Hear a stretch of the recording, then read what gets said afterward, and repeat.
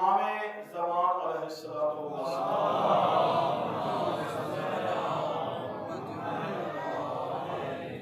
وجود بابرکت یہ زمین و آسمان کے قائم رہنا یہ ایک دلیل ہے اس بات کی کہ حجت خدا موجود ہے۔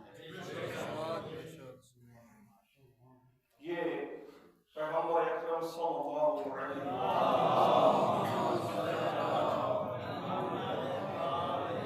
واضح حدیث ہے کہ حضرت فرماتے ہیں لولا الحجۃ لساخت الارض بآلہا، اگر زمین خدا پر حجت خدا قائم نہ ہو، موجود نہ ہو، تو یہ زمین دھس جائے گی، ختم ہو جائے گی، زمین کا خاتمہ ہو جائے گا اور آسمان اپنی جگہ پر قائم نہیں رہے گا اگر حجت خدا زمین پر موجود نہ ہو۔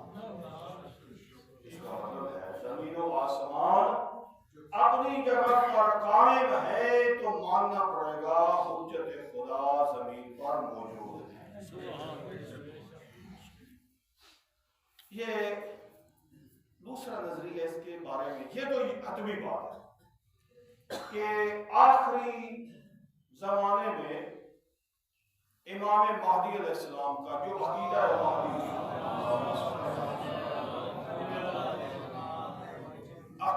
مہدویت، یعنی آخری زمانے میں مہدی کا ظہور ہوگا، اس پر اہل سنت کی احادیث روایات وہ بھی بہت زیادہ موجود ہیں۔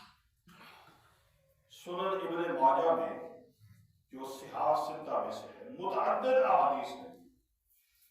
حافظ ابن کثیر نے اپنی کتاب تاریخ ابن کثیر کی 15ویں جلد میں بہت ساری احادیث نقل کی ہیں جن میں وہ لکھتے ہیں کہ آخری زمانے میں امام مہدی تشریف لائیں گے اور یہ پیغمبر اکرم کا ارشاد ہے مہدی منا اہل البیت، وہ مہدی کہیں اور سے نہیں ہوگا، وہ میری اہل بیت سے ہے۔ اور پھر یہ بھی فرمایا کہ من ولد فاطمہ، وہ میری زہرا کی اولاد سے ہوگا۔ اس لیے یہ جو ادھر ادھر سے نظریات، جو لوگ تاریخ پڑھتے ہیں بہت سارے لوگ اٹھے، انہوں نے مہدویت کا وہ دعویٰ کرنا شروع کر دیا، میں مہدی آ گیا ہوں، میں مہدی آ گیا ہوں۔ پیغمبر اکرم نے ارشاد فرما دیا تھا میری اہل بیت سے ہوگا اور فاطمہ کی اولاد سے ہوگا۔ کوئی ادھر ادھر سے اگر کوئی مہدویت کا دعویٰ کرتا ہے تو وہ جھوٹا ہے۔ جو میرا وارث ہوگا، جو میرا نمائندہ ہوگا، اسمی کنیتہ کنیتی، اس کا نام میں محمد والا نام ہوگا اور اس کی کنیت بھی میں محمد والی کنیت ہے۔ اس لیے ادھر ادھر سے جو نظریات آتے ہیں کہ یہ مہدی ہے، یہ مہدی ہے، وہ نہیں ہے۔ کسی کا نام مہدی رکھ دے تو وہ امام مہدی نہیں بن سکتا۔ اچھا، اس کے بعد جو دوسرے مسلمانوں کا نظریہ ہے، ٹھیک ہے جی امام مہدی آخری زمانے میں تشریف لائیں گے، لیکن ان کی ابھی ولادت نہیں ہوئی، وہ کسی زمانے میں پیدا ہوں گے پھر تشریف لائیں گے۔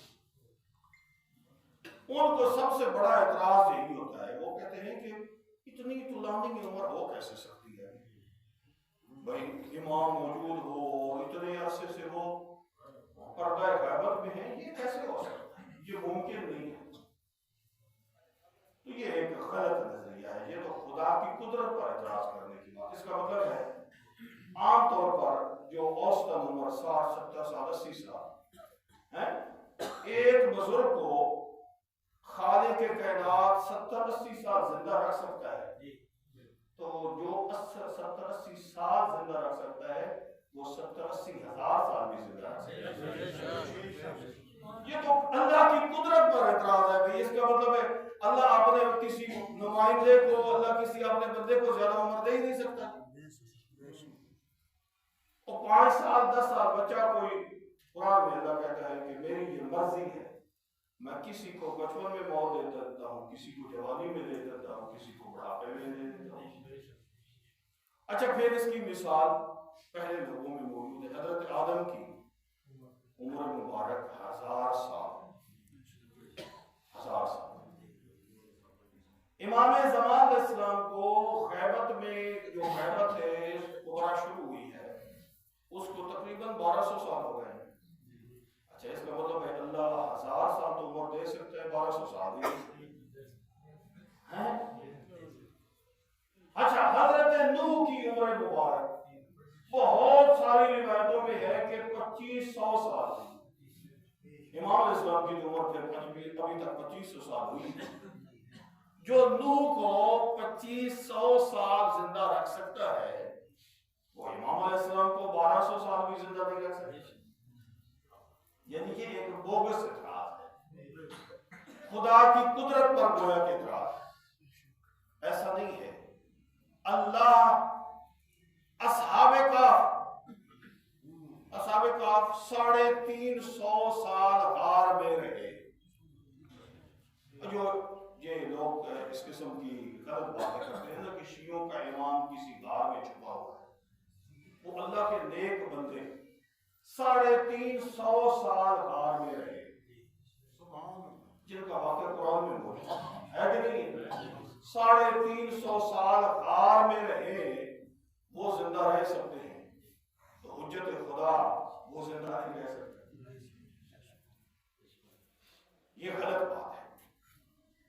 اس لیے امام علیہ السلام کی عمر مبارک حضرت کی ولادت باسعادت ہوئی 255 ہجری 15 شعبان محرم کو، 255 ہجری، اور ابھی تک حضرت کی عمر مبارک 5 سال تھی۔ امام حسن عسکری علیہ السلام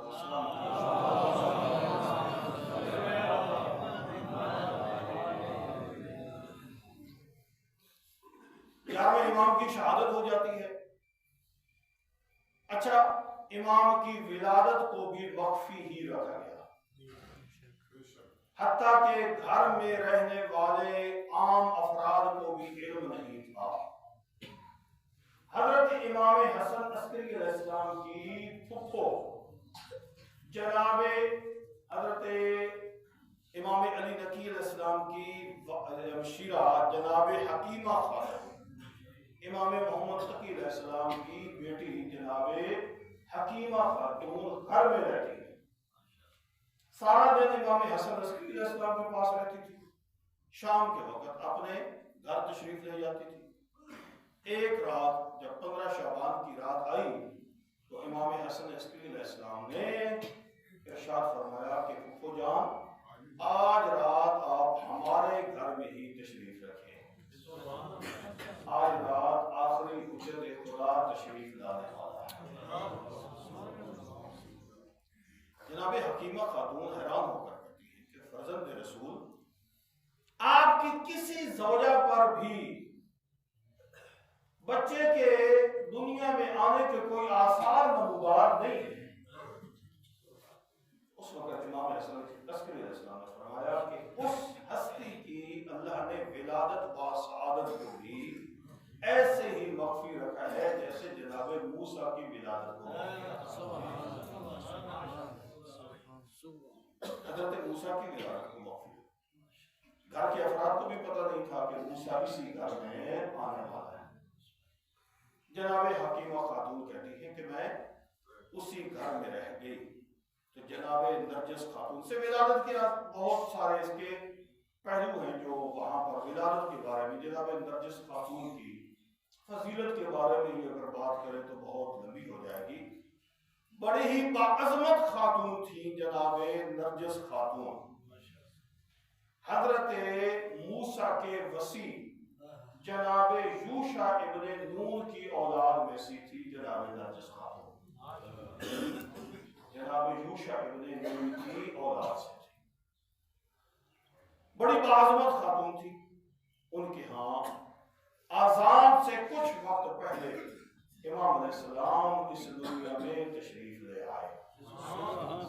جناب حکیمہ خاتون کہتی ہیں کہ ایک دفعہ دیکھا، پھر اس کے بعد امام علیہ السلام کو میں نے نہیں دیکھا۔ اچھا ایک بچہ پیدا ہو اور پیدا ہوتے ہی وہ غائب ہو جائے، اس کی پرورش کون کرے، اس کو کھانا کون دے، اس کو پانی کون دے؟